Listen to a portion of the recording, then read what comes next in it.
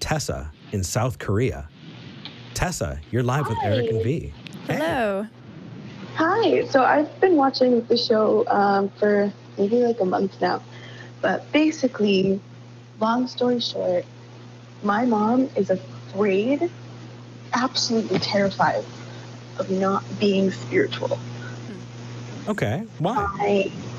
So my grandparents are like fundamentalist Christian. I love them to death, but they're a little crazy. They believe in evolution, so that's nice. But my mom is a pagan. Okay. Witchcraft, the polytheist, whole 9 yards. Mm-hmm. I want to be one of those things. I would honestly, but I'm not.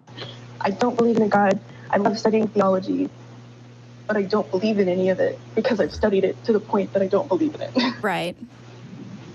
Yeah. I think we can definitely relate to that. Yeah.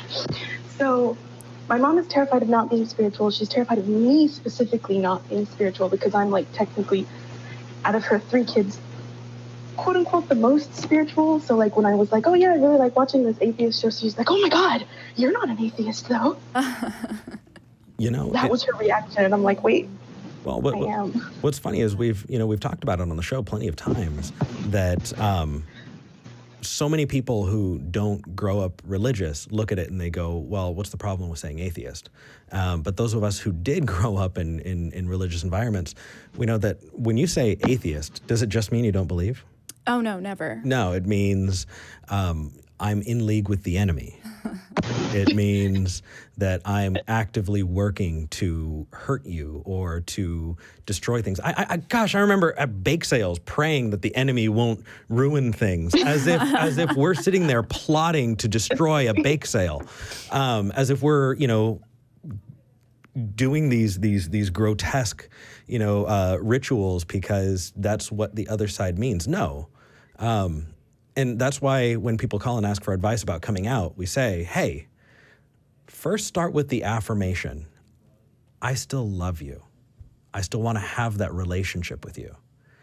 Because often what you have is somebody taking that I'm an atheist and hearing, I don't want to have a relationship with you. I don't want to care about you. I want to hurt you.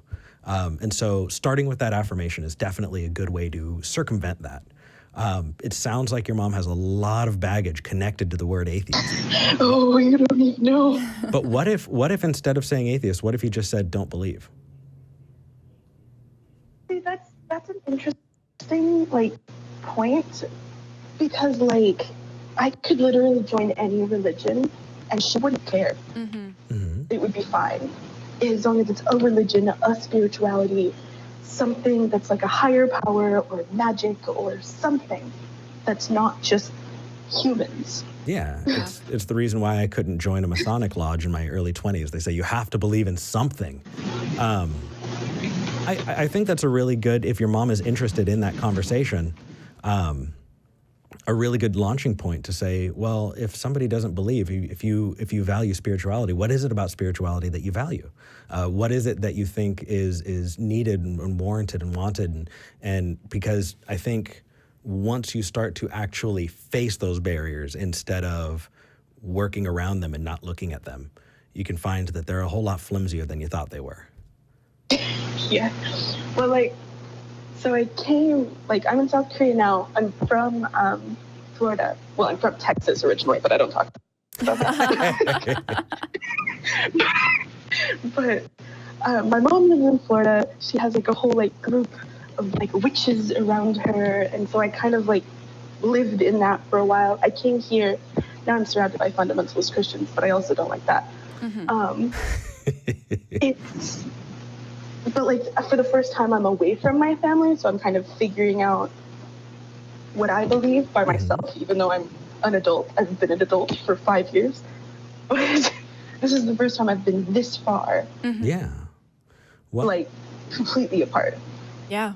Take your time and just know that you're not going to change your mom's mind immediately, and you may never change their mind. But opening up avenues of conversation definitely help. So if they are up for it, talk to them. And if not, maybe that's just an issue that you can't talk about with them. And that's okay too. And as far as Texas is concerned, I've been to Texas. We're in Austin, so, we're safe. But we go to Texas every once in a while. I'm from Amarillo, that city. That's the city. Cheers. But Tessa, thank you so much for calling, and hopefully that helps.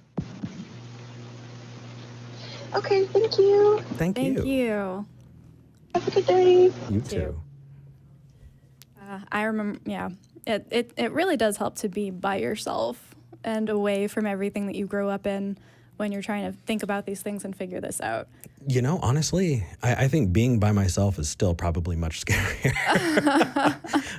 It is. It's an entire, it's not just about the religious aspect. It's about who am I? What am I comfortable being there alone? And it definitely is scary, but you're right. It does give you that freedom. Yeah, it's a clean slate, and it sounds like Tessa's doing a good job with filling that up with the right kind of shit. Definitely.